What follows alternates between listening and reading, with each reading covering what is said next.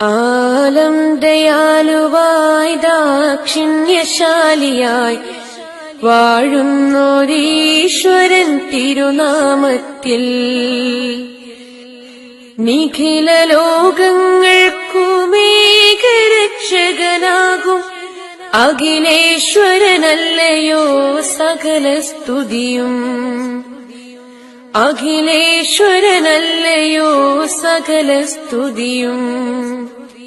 പരമകാരുണ്യവാൻ കരുണാനിധിയേ, വിധി പറയും ദിവസത്തിന്നേകാധിപനേ, നിയതമാരാധിപ്പൂ ഞങ്ങളങ്ങയെ മാത്രം സതതം സഹായമായി തീർപ്പതും തിരുമുമ്പിൽ നയിക്കണം ഞങ്ങളെ നേരായ മാർഗത്തിൽ.